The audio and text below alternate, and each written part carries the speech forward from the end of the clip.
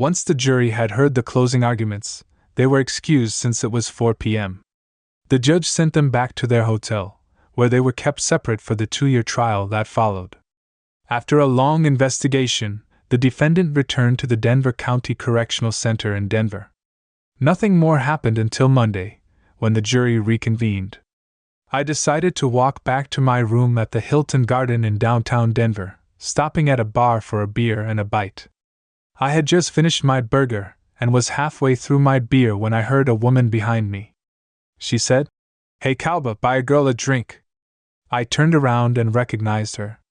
It was Jenna Burns. I asked, "Is that really you?" She said, "Yes, it is." She said me, with a smile. I invited her to sit and called the waitress. I asked how long it had been since we'd seen each other. She said 16, 17 years. I replied that Jenna had been one of my best friends in high school, along with Chris Wallace and Robin Taylor. We were known as the Four Musketeers until her dad got a job in Boulder during our senior year.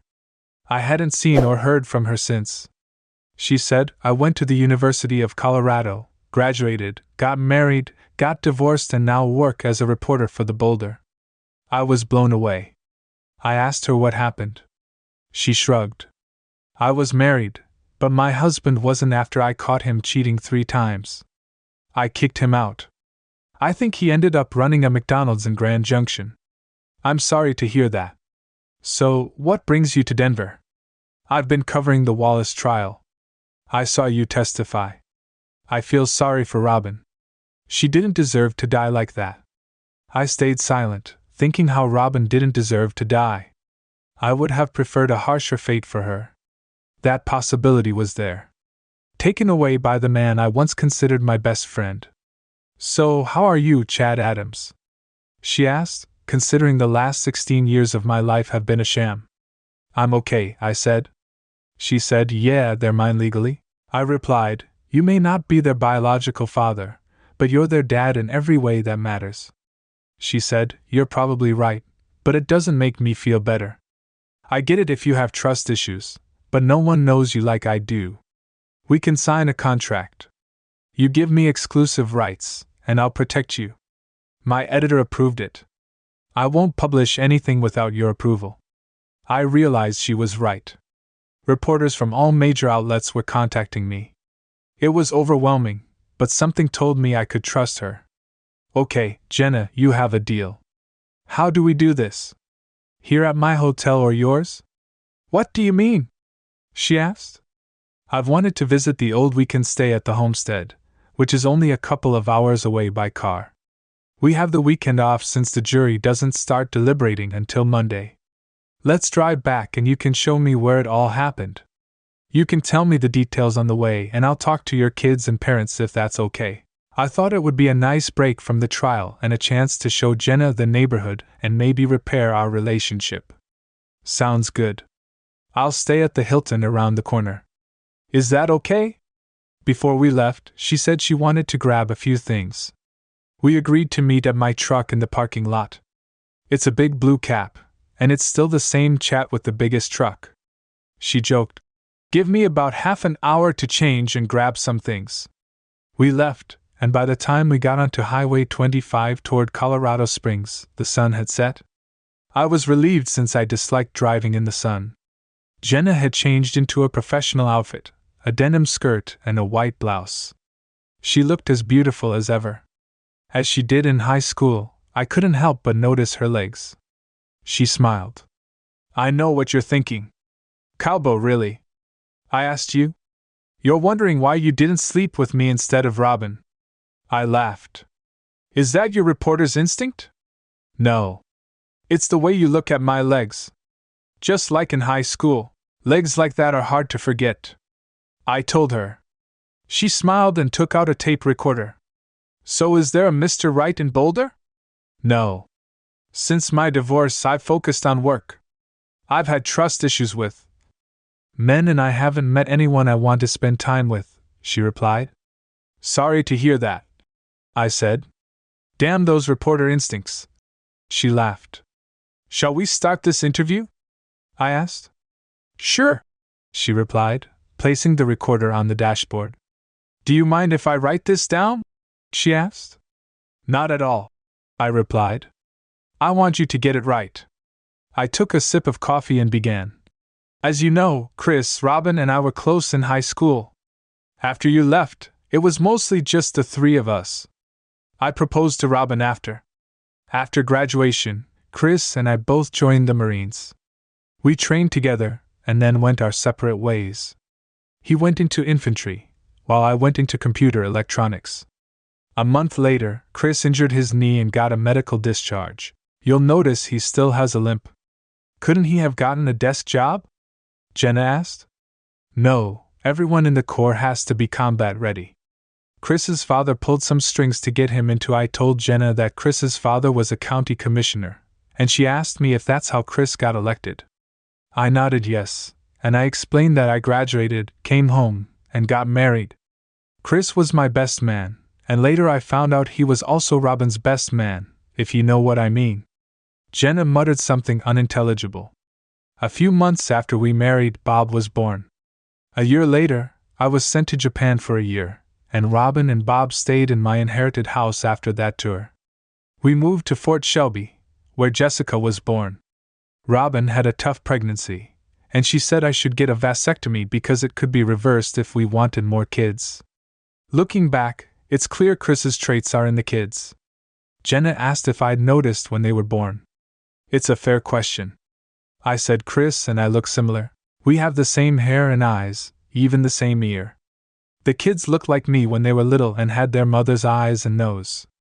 It wasn't until they were older that I noticed the resemblance to Chris. You'll see the baby pictures when we get to my house. I finished my service. And we all came home. I worked at my dad's computer store and traveled a lot for business. Did it bother Robin? Jenna asked. No, she liked it. It gave her time to bring Chris into our home and bedroom, which I found out much later. I said, You mean she actually slept with Chris in your bed? Jenna replied, Yeah, all the time. I said, That's why I burned the bed and mattress after she was gone. I don't blame you, Jenna. I also burned the couch and chair Chris used. Robin's wedding dress went up in flames too. I added that Chris was a regular guest at your house. Jenna asked. Yes, he even had his own chair. I didn't mind at the time since I thought he was a friend. He'd come over after church on Sundays. We'd watch the game, and he'd fall asleep in that chair. The kids called him Uncle Chris. I was annoyed at first, but now I know why. I said, Want to warm up my coffee? I asked. Ready for a pit stop? Jenna turned off the recorder. I could use a smoke break, so I nodded and took the next exit. When we took a break, we got back on the highway. Jenna put her recorder on the dashboard. So you had no idea Robin was cheating with Chris? She asked, and I was clueless. She never disrespected me, at least not to my face. When I was home, there was never a hint of anything going on. They were careful. I said, How did you find out? She said, About a year ago, I was in Los Angeles for a month-long training course. Robin and the kids emailed and called me daily. One weekend, Bob sent a picture from a fishing trip with Robin and Chris. Look at this. I showed Jenna the photo on my phone. It showed Bob with a large fish, Chris next to him, and Robin on the other side with her hand on Chris's shoulder. I asked, What do you see? They look so much alike, even the dimples, she said. Exactly, I replied, and look at Robin's hand. Jenna enlarged the image. No rings, she said.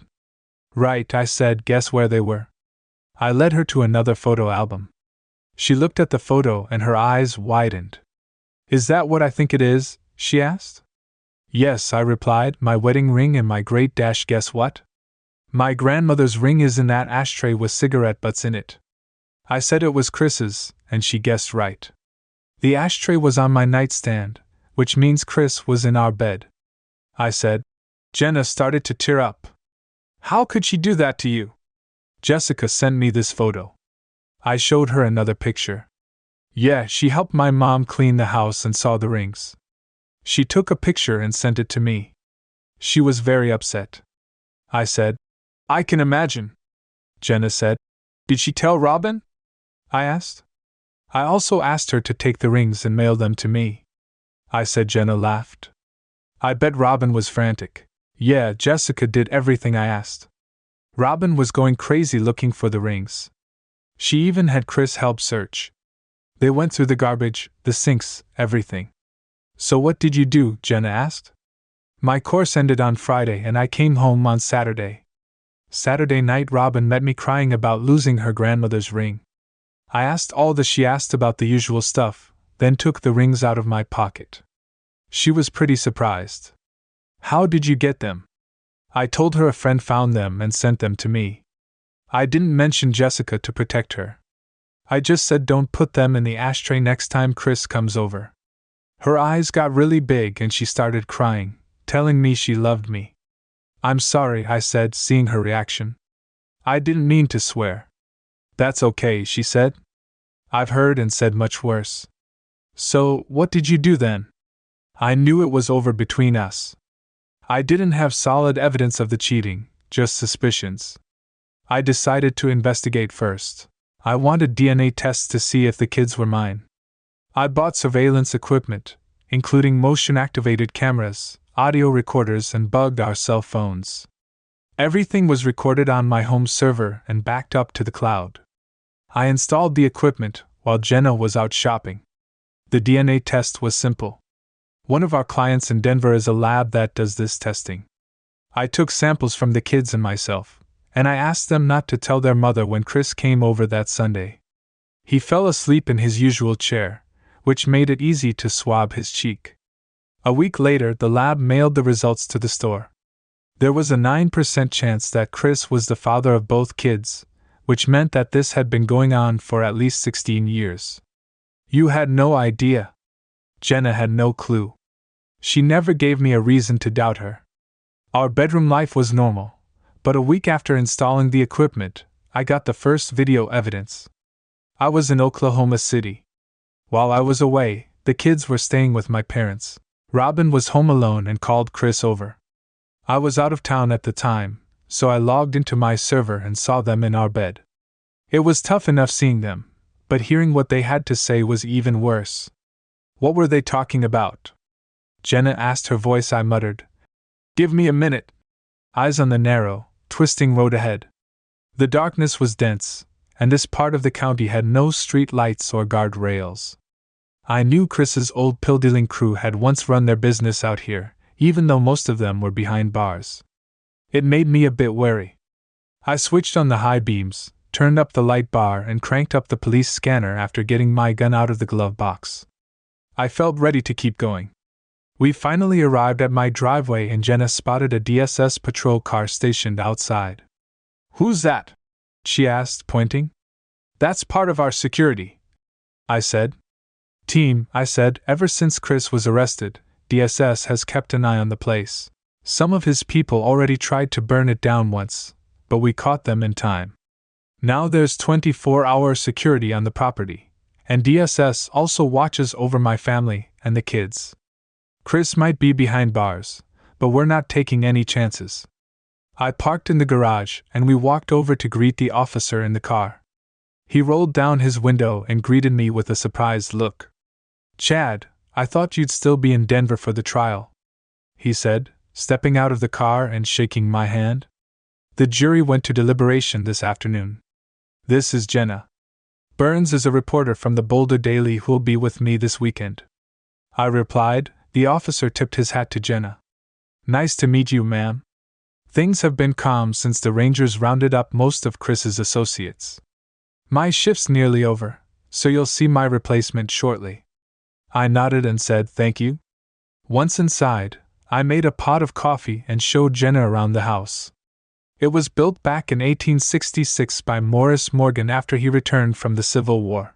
Over the years, it's been expanded and renovated countless times, but some original details remained. It has 5 bedrooms, a large 3. There was also a car garage and a covered porch that wrapped around the side. There were rooms for both kids, a master suite and a playroom that doubled as a family room. Robin had even set up a sewing room. I suggested Jenna take the master bedroom since it had an attached bath and I'd stay on the futon in my den, but she just chuckled and said it was nonsense. She said the bed was big with a grin. There's enough for both of us. We're grown-ups now, Chad.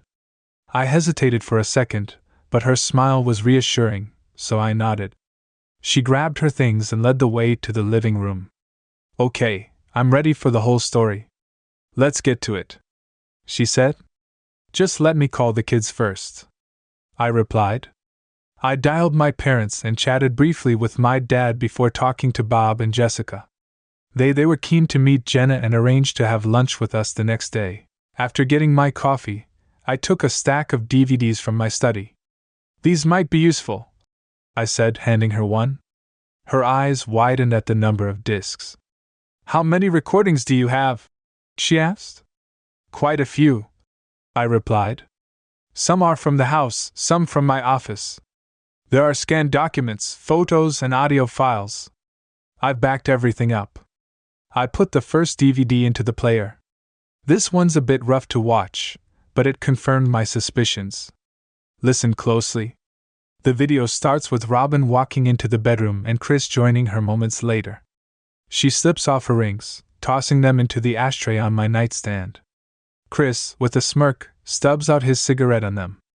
To hell with his great, Robin sneered with a laugh as she showed her grandmother's ring to Jenna. I glanced at Jenna, who was holding back tears as they started undressing. I fast-forwarded through the most explicit parts, and paused at once they were lying on the bed talking. Robin turned to Chris, her voice low. I'm pregnant again, baby. Looks like you're going to be a daddy. Chris replied, sounding indifferent.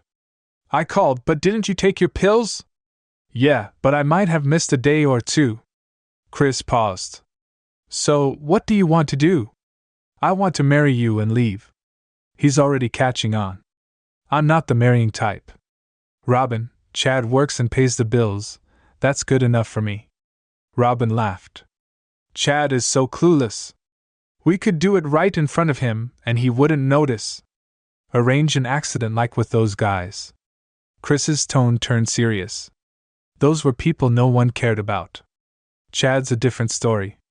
He's useful. Maybe we can work on it gradually for now. Go to the clinic in Twin Falls. They'll take good care of you. I'll keep an eye on Chad. If he tries anything stupid, I'll take care of it. He nodded and kissed her. You're the man. They started up again, and I turned off the video. Jenna wiped tears from her eyes. I hate her, she said.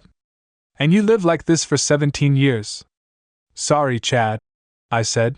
For the kid's sake, maybe consider staying with her. Could you stay with someone who betrayed you for 17 years? I asked. No, he said. I don't think I could. I called the contacts Brad had given me to set up meetings with a senior family attorney, a state prosecutor, and a federal investigator in Denver. I also spoke to my dad, who said he'd support whatever decision I made. Chris was bad news, but this is worse than I thought. We need to get the kids out of there. I came up with a plan. I told Bob and Jess that I'd be away on a business trip to Los Angeles, and that my parents would take the kids to their house before we left. I called Bob to say that you and Jess would be staying with Grandpa and Grandma for a while, and that I'd explain everything soon. A few minutes later, my secretary announced that Chris was in the lobby. I put my pistol on the desk and turned on the recorder. Chris came in, smirking. I heard you saw Brad Carter today. What of it? I replied. The meeting is off if you're thinking of divorcing Robin. I won't let you drag me into court. Why, Chris? We were friends. How long has this been going on? I asked, trying to keep my voice steady. Since prom night, he'd sneered whenever you were gone. I was there even on your wedding day. You were my best man. I said, my voice barely above a whisper in hers, and he replied with a smug grin. 9 months later, Bob was born when you were stationed overseas. I was at your place most nights, and the vasectomy idea was mine. We didn't want one. I wanted to have your kids. I glared at him and the fetuses you used. My insurance paid for that. He shrugged. Sure, now that you know, you'll do as I say. I'll make sure something happens to the kids. Don't forget who's in control here. Chad, I own this county.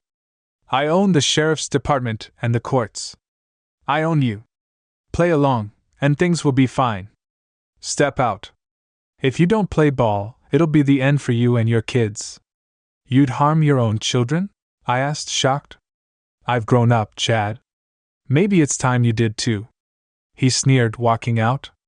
I copied the recording to a DVD and called it my father, then sent a copy to my attorney. Dad, it's time. Chris just threatened me and the kids understood. He replied, I'll arrange for. I called Bob and told him to pick up Jess and take her straight to his grandparents, no questions asked. Then I called the school and asked them to let only my father pick up the kids.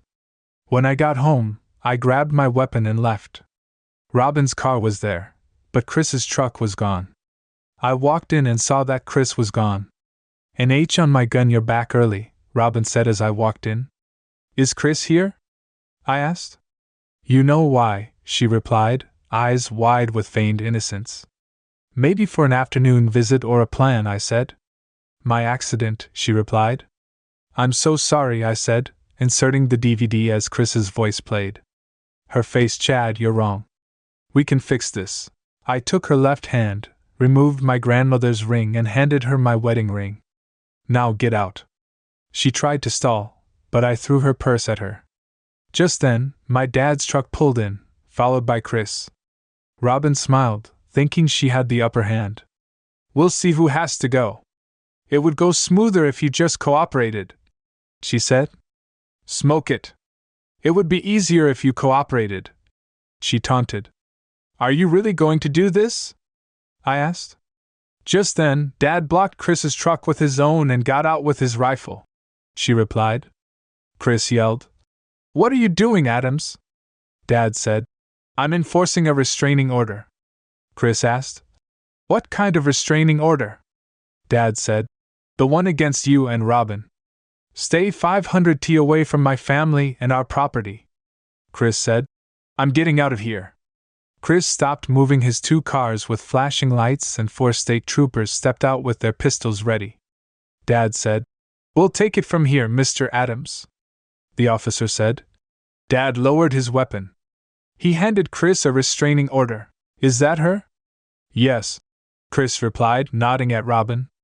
Dad shook his head. The officer then handed Robin the paper.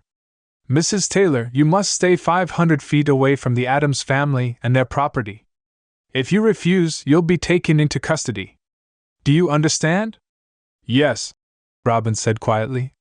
Excuse me, officer, Chris said. I'd appreciate it if you... The officer took Robin and Mr. Wallace into custody. He asked, Why would I do that?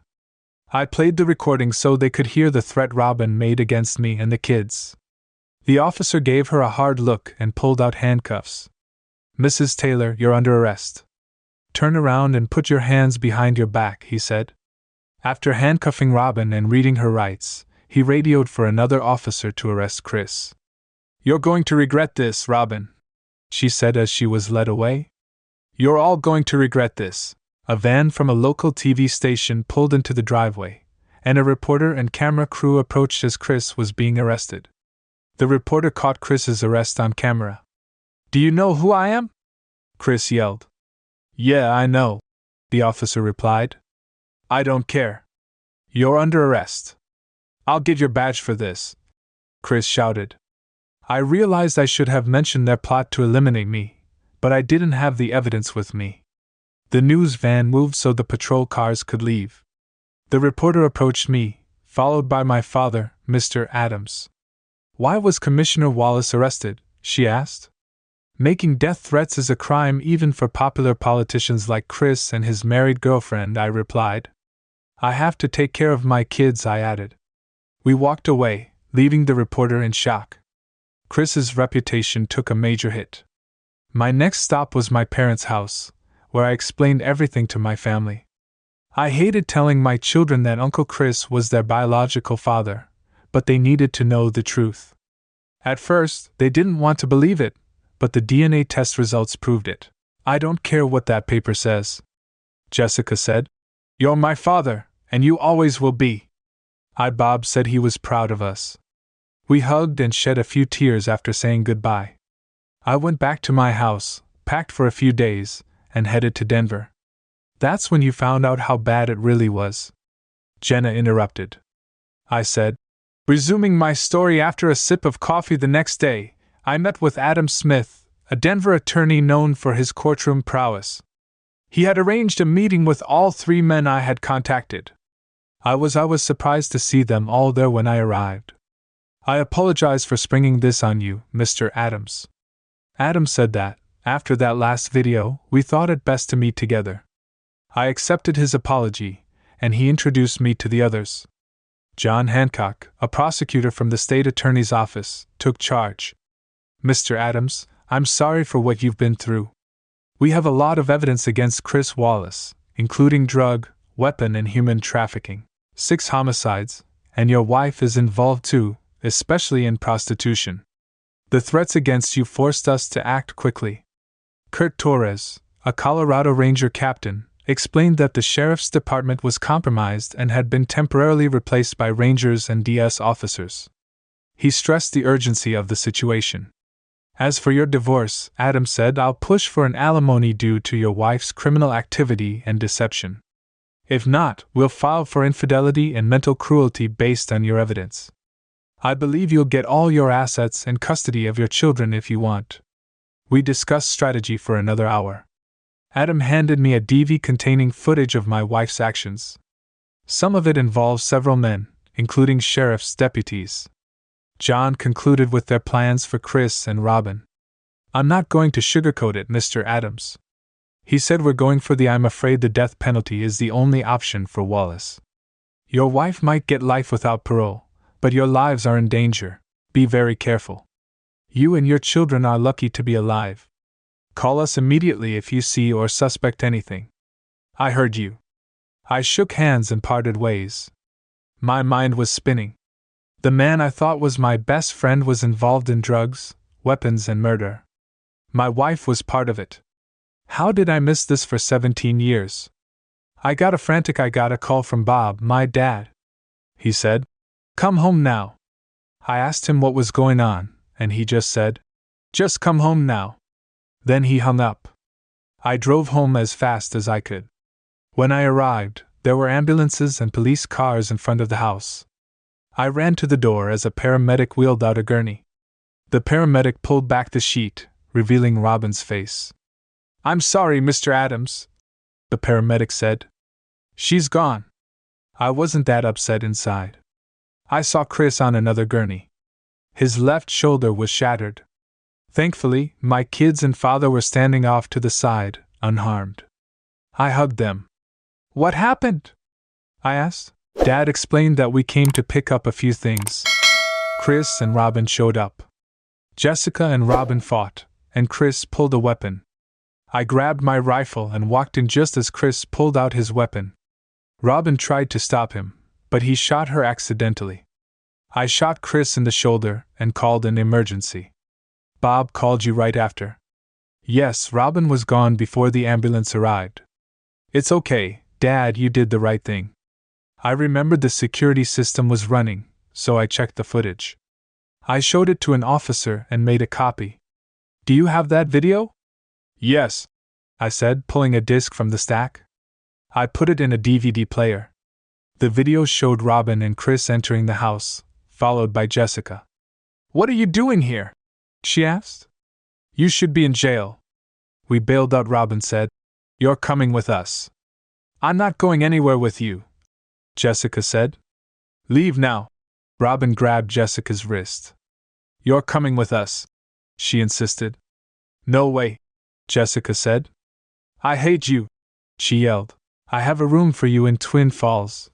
Jessica HD, her mother backed her up. "That's not happening," she said. "You're going to be our new star," Robin said, grabbing her hands. "You'll like it," Chris said, grinning at the boys. "I like you," he said. Jessica realized what they intended and struggled harder. "I'm not going and you can't make me," she said. "Get away from me." Chris pulled out a weapon. "It's over for you and your brother." he said. Weapon down before there's an accident. We'll deal with them, but not here, she insisted. They struggled, a shot rang out, followed by a louder one. I stopped the DVD. That's when Bob called me. I said, you know the rest. Jenna wiped her tears as I stood up. I'm done for the day, I said. I'm going out back for a smoke, then to the cafeteria. Jenna followed. I'll join you, she said. We took our coffee and walked to the back porch in silence. Jenna spoke up after a while. I forgot how dark and quiet it is here. I'm used to the city, she said, looking at me. Chad, you need to deal with this before it destroys you, she said. Easier said than done. How do you accept that the woman you loved lied to you for years? My kids aren't even mine. I understand a bit, she said. My husband was a serial cheater, but not everyone is like that. Yeah, I know, I said quietly. Jenna hugged me. I'm here for you. Chad, she said, thank you. I said I often wish we had met in high school. I feel the same. Maybe if my dad hadn't transferred to Boulder, we would have. I was even jealous of Robin back then. I asked, but you were with Chris. She said, only because you and Robin were together. I had doubts about Chris. He told me he wasn't the type to get attached. Well, no point crying over it now, I said. If we had gotten together, you would be, she said. I'm a reporter in the big city, but sometimes I wish I could give it all up for a good man. I replied. I believe you would. I went to the kitchen table and was amazed at the spread: pancakes, bacon, sausage, grits, toast, eggs, biscuits, and gravy. She even remembered to put peanut butter on the pancakes. I said, Jenna, you've outdone yourself. I hope you like it. It's been a while since I made breakfast for myself. A man, it smells great. You'll get my approval. Didn't you cook like this for your ex? My ex preferred fast food. We have a lot to do today. So what's on the agenda? I'd like to see her family, then visit Robin's mother for insight into her. We'll stop by the cemetery and we'll need to go shopping. You're almost out of everything, she said. I ate the food, stopping to sip coffee and praise her cooking. Robin hadn't made breakfast like this in years. I felt like I'd died and gone to heaven. I hugged and kissed Jenna, thanking her. That was amazing. I suppose I should get ready. Do you need a shave? She teased. I showered and shaved, thinking about Jenna in less than 24 hours. I found myself falling for her, just like in high school. Could it be that Jenna and I were meant to be, for the first time in months? I felt content. Jenna was now dressed in jeans and a t-shirt. She picked up her laptop bag and purse and was ready to go. She asked, Are we all set to go? We arrived at my parents' house, where the kids greeted us as soon as I pulled up. I introduced everyone to Jenna, and we went inside. Jenna explained her plan and asked to talk to everyone one-on-one. Once we'd all agreed, my mom went to the kitchen to make dinner, and my dad took me into the living room. Jenna started with Jessica and then spoke with my dad. I waited, chatting about hunting, fishing, and soccer. I avoided topics related to Robin and Chris. A couple of hours later, Jenna asked to speak with my dad. I took the kids outside to play soccer. After about an hour, she finished with both parents and joined us outside until lunch was ready. The kids bonded with Jenna, and she enjoyed spending time with us. We played soccer until my mom called us for lunch. I felt like I had a happy family again after lunch. We said our goodbyes. Jessica gave me a hug before I left. If you don't ask her to marry you, I'll kick your butt, she whispered. I've promised to think about it. How did the interviews go? I asked Jenna as we left. They went well, she said. I know you have trust issues, so let me explain.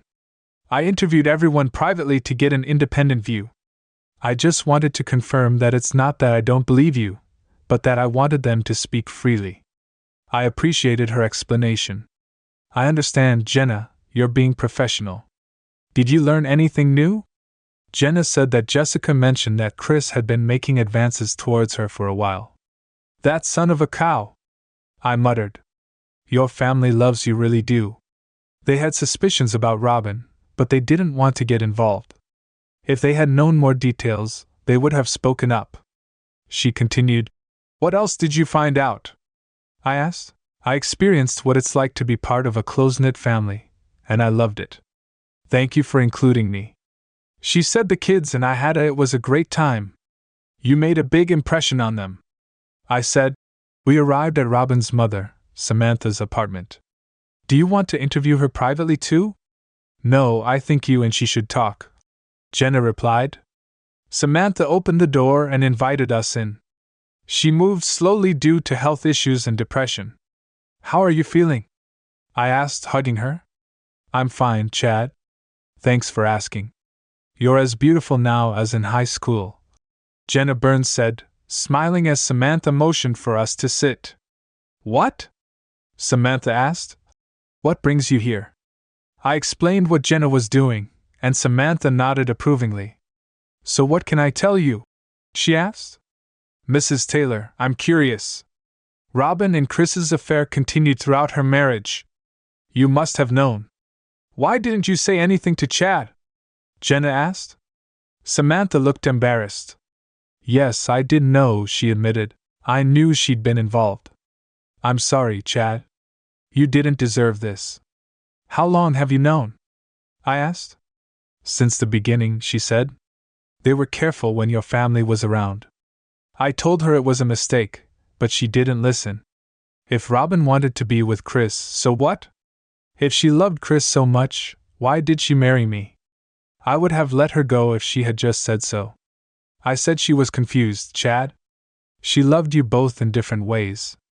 To her, you were stable and dependable. Chris was wild and adventurous. You were a support for her, and he was excited. Samantha explained. I'm sorry, Samantha. Robin slept with Chris on our wedding day, had 2 children with him, and plotted to kill me. Those aren't the actions of a loving wife. I said I know it's hard to believe, Chad. Samantha said that at least at first, she did love you. What changed her so much? Jenna asked. People change over time. Jenna, Samantha said that Chris had latched onto Robin and begun to control her. I warned her once, but she said that I'd regret it if I told Chad.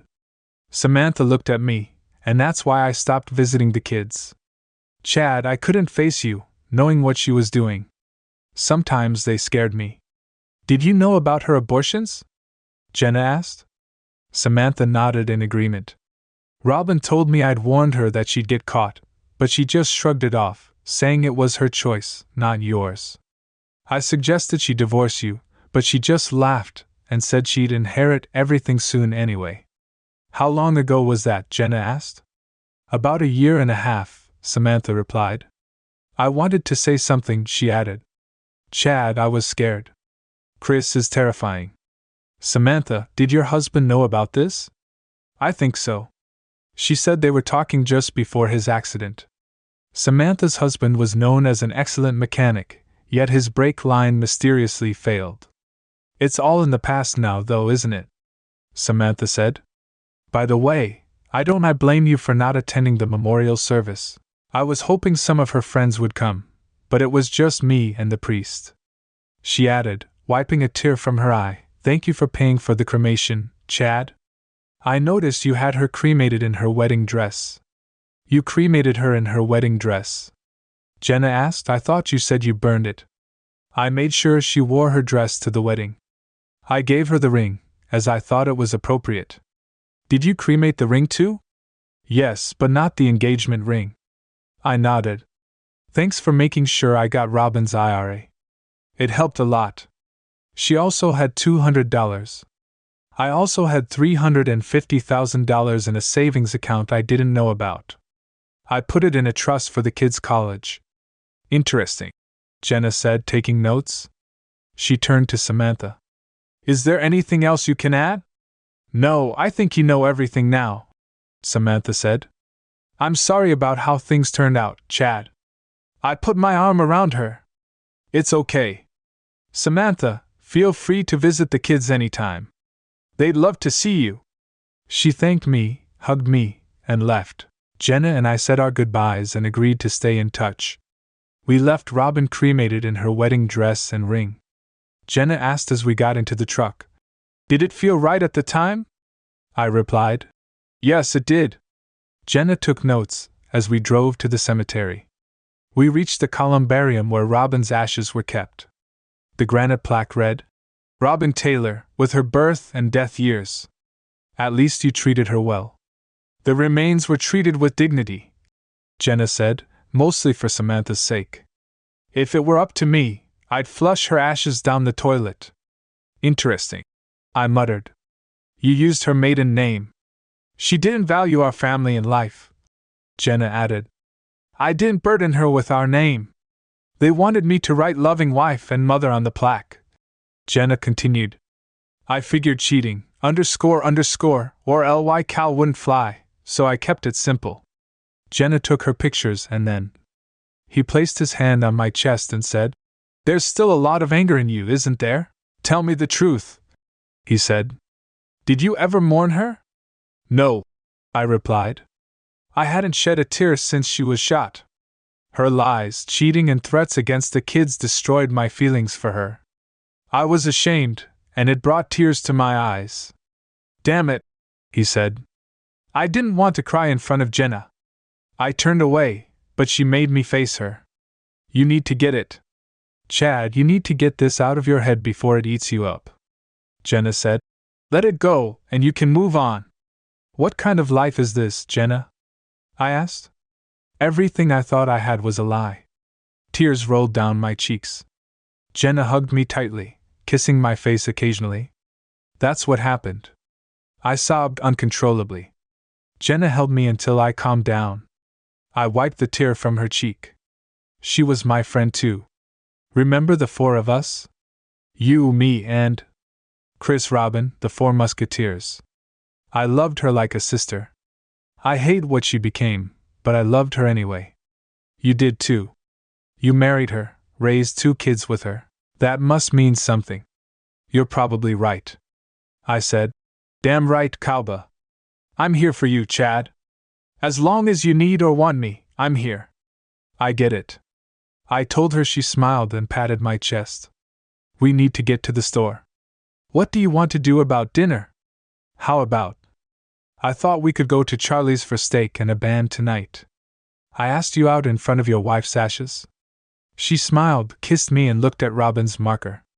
By Robin, your husband is asking me out, she said. I whispered by honey to the marker and went back to the truck. Are you okay? Yeah, I said. Let's get ready for tonight. We stopped by the farmer's market and bought groceries. Then we headed off. We got back to Jenna's place, and it finally felt like home. I showered, shaved, and dressed, waiting for Jenna to finish getting ready. She came down in a denim skirt, white blouse, and cowboy boots. She looked stunning. I offered her my arm and we left. Charlie's is known for its great steaks. After dinner, we had a beer and watched the cowboys' dances. Jenna said, Do you want to dance? I said, Yes. And we danced the night away. We danced a slow dance, a waltz, and even some line dancing. Jenna kissed me deeply. I love you, Chad Adams, she whispered. I've always loved you, and I always will. I love you too, Jenna Burns, I replied. Take me home and make love to me, Kalba. Or, she said, licking her lips nervously, I'll pounce on you right here and take you to the parking lot. I'll tackle you right here and get this situation under control, I said, doing a bad John Wayne impression. She smiled, took my hand, and led me to the car park. Take me home now, she purred. She started kissing me in the car. Thank God for tinted windows. Are we almost home? I asked her. How are you? She whispered. We parked in the garage and rushed inside. Later, we lay on the bed. Just 36 hours ago, I was a broken man. Now, with Jenna, I felt hope. I knew what I wanted to do, but I was afraid she'd think I was rushing. Screw it, I thought. Full speed ahead. Ahead, she said, looking up at me. I don't want it to ever end. I told her, me either. She replied, What do you propose to do about it? Her reporter instincts were kicking in again. I opened the nightstand drawer and pulled out a small box holding my grandmother's engagement ring. I'd had it cleaned after taking it from Robin. Jenna focused on the box as I explained the ring's history. It had been passed down through generations, starting with my great Jenna. This ring symbolizes my love for you and over 100 years of Adam's family history.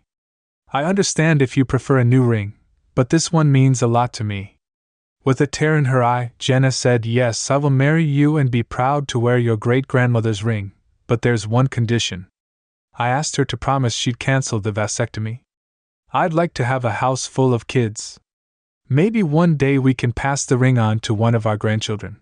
I smiled, put the ring on her finger, and we kissed before making love and falling asleep in each other's arms. The next morning I woke up to the smell of bacon Jenna was making. She was making another legendary breakfast. We ate, packed for the trip to Denver, and showered together. I called the kids to share the news about our upcoming nuptials. Bob was over the moon, while Jessica was just as happy. "You've got a real winner there, Dad," she said. "Congrats." "Thank you," my dad replied. "Welcome to the family." "Thank you, Mr. Adams," Jenna said. "Call me Dad."